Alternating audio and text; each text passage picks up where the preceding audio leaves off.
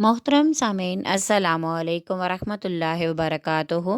جیسا کہ آپ جانتے ہیں ایمان کی شاخیں ہمارا عنوان چل رہا ہے، جس میں ایمان کی 44ویں شاخ آپ کے سامنے پیش کروں گی، جس کا عنوان ہے حرام سے اجتناب۔ جیسا کہ میں ہمیشہ آپ سے ایک نصیحت کرتی ہوں کہ اپنے ہر کام کا آغاز بسم اللہ الرحمن الرحیم پڑھ کر کیا کریں اور ایک مرتبہ درود ابراہیم لازم پڑھ لیں، تاکہ آپ کے ہر کام میں اللہ تعالیٰ کی خاص رحمت اور برکت شامل ہو جائے۔ اپنے عنوان کی طرف آتی ہوں، حرام سے اجتناب۔ پاک بازی اور پاک دامنی اسلام میں اس قدر اہم ہے جس کا اندازہ نہیں لگایا جا سکتا۔ نبوت اور رسالت کے لیے یہ لازمی جزو کی حیثیت رکھتی ہے۔ اس بنا پر اللہ تعالیٰ نے اسے انبیاء علیہم السلام کے حق میں بڑی اہمیت سے بیان کیا ہے۔ اگر کسی نبی کی عفت پر تہمت لگائی گئی تو پروردگار نے اس کی تردید بیان فرمائی اور ان نفوس قدسیہ کی پاک دامنی کا ثبوت فراہم کیا۔ حضرت یوسف علیہ السلام پر عزیز مصر کی بیوی فریفتہ ہو گئی۔ اس نے چاہا کہ حضرت یوسف علیہ السلام کا دامن عفت میرے دام فریب میں آ جائے، مگر اللہ نے اس نازک مرحلہ پر دستگیری فرمائی اور ان کی عفت کی حفاظت کی۔ ابتدا میں زلیخا نے بری نیت کی نسبت حضرت یوسف علیہ السلام کی طرف کی، مگر پھر اقرار کیا کہ یوسف پاک باز اور پاک دامن ہے۔ قرآن مجید میں ہے کہ اور واقعی میں نے اس یوسف سے اپنا مطلب حاصل کرنے کی خواہش کی تھی، مگر یہ پاک صاف رہا۔ اللہ تعالیٰ نے حضرت یوسف علیہ السلام کی پاک دامنی اور عصمت و عفت کا اعلان کرنے کے بعد وجہ بیان کرتے ہوئے فرمایا، تاکہ ہم ان سے صغیرہ و کبیرہ گناہوں کو دور رکھیں اور وہ ہمارے برگزیدہ بندوں میں سے تھے۔ اللہ تعالیٰ نے حضرت یحییٰ علیہ السلام کی تعریف یوں بیان فرمائی، وہ سردار ہوں گے، اپنی شہوانی قوت پر قابو پانے والے ہوں گے اور نبی ہوں گے اور اعلیٰ درجے کے شائستہ ہوں گے۔ یہودیوں نے جب حضرت عیسیٰ علیہ السلام کی والدہ کی چادر تطہیر کو تار تار کرنے کی ناکام کوشش کی تو اللہ تعالیٰ نے فرمایا، عمران کی بیٹی مریم جنہوں نے اپنی عصمت کو محفوظ رکھا۔ اور جب حضرت سیدہ عائشہ رضی اللہ تعالیٰ عنہ کی باری آئی تو اللہ تعالیٰ نے آپ کی برات میں پوری صورت نازل فرما دی اور تہمت و الزام تراشی کرنے والوں کو تہدید و وعید سنائی۔ اللہ تعالیٰ ارشاد فرماتا ہے، سورہ نور میں آتا ہے، جو لوگ محسن سادہ مومن عورتوں پر تہمت لگاتے ہیں ان پر دنیا و آخرت میں لعنت ہے۔ قذف یعنی تہمت کا لغوی و شرعی معنی۔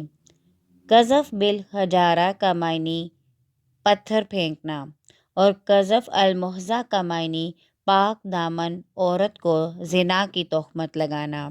شرعی معنی بیان کروں گی۔ قذف کا شرعی معنی ہے کسی محسن مسلمان پاک دامن کو زنا کی تہمت لگانا اور حد کا تعلق اس کے ساتھ ہے۔ اسلام میں 5 جرائم کی حدود بیان کی گئی ہیں۔ نمبر 1 ڈکیتی، نمبر 2 چوری، نمبر 3 شراب نوشی، نمبر 4 زنا، نمبر 5 قذف۔ قذف کا معنی ہوتا ہے کسی پاک دامن کو زنا کی تہمت لگانا۔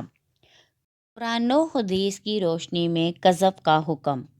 قرآن مجید میں سورہ نور میں ارشاد باری تعالیٰ ہے، اور وہ لوگ جو تہمت لگاتے ہیں پاک دامن عورتوں پر، پھر وہ نہ پیش کر سکے 4 گواہ تو لگاؤ ان کو 80 دھرے اور نہ قبول کرو ان کی کوئی گواہی ہمیشہ کے لیے، اور وہی لوگ فاسق ہیں، مگر وہ لوگ جو توبہ کر لیں ایسا بہتان لگانے کے بعد اور اپنی اصلاح کر لیں تو بے شک اللہ غفور الرحیم ہے۔ حضرت ابو ہریرہ رضی اللہ تعالیٰ عنہ سے روایت ہے، نبی اکرم صلی اللہ علیہ وآلہ وسلم نے فرمایا، 7 ہلاک کرنے والی چیزوں سے بچو۔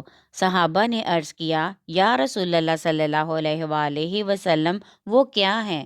آپ صلی اللہ علیہ وآلہ وسلم نے فرمایا، اللہ کے ساتھ شرک کرنا، جادو کرنا، ناحق قتل کرنا، سود کھانا، یتیم کا مال کھانا، جنگ کے دوران پیٹھ موڑنا اور پاک دامن مسلمان بے خبر عورت کو زنا کی تہمت لگانا۔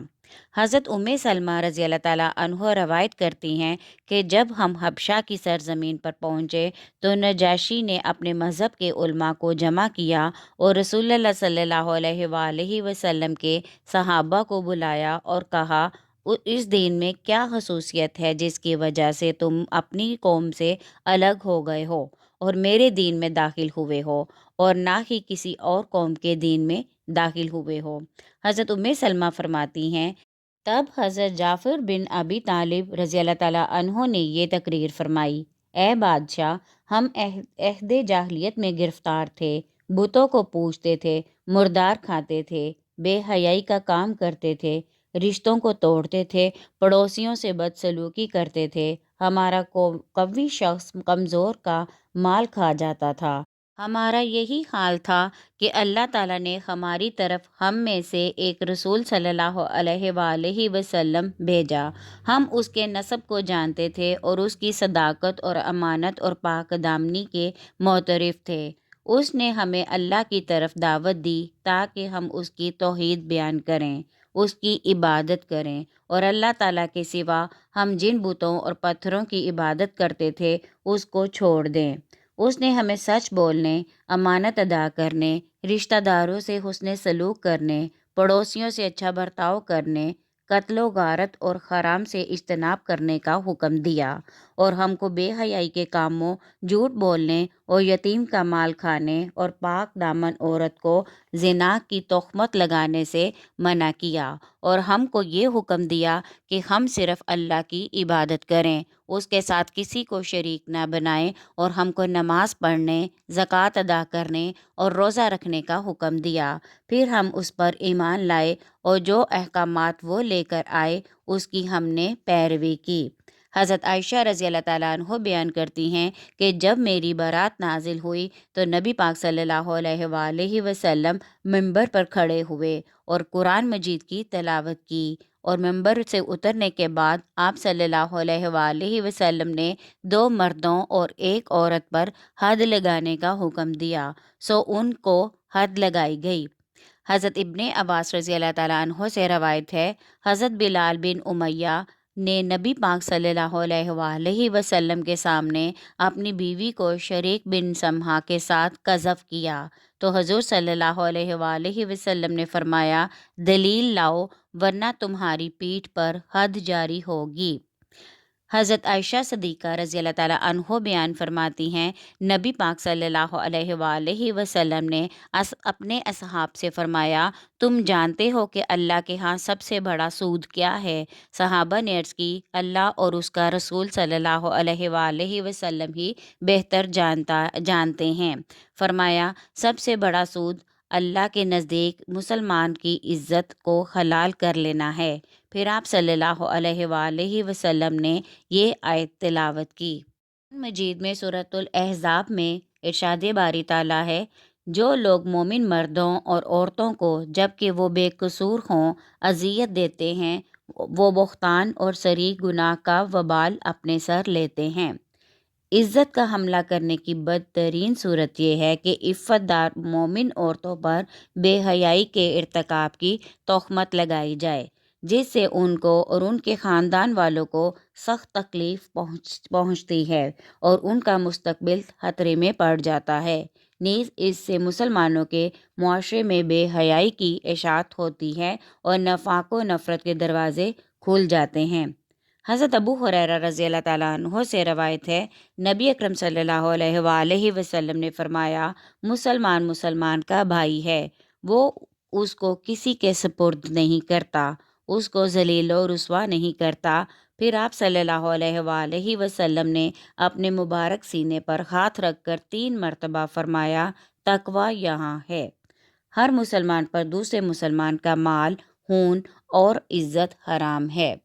امید ہے ہماری آج کی آڈیو آپ کو پسند آئے گی۔ پسند آئے تو لائک کریں، شیئر کریں اور کمنٹ میں اپنی رائے کا اظہار ضرور کریں اور چینل کو سبسکرائب کرنا ہرگز نہ بھولیے گا۔ شکریہ۔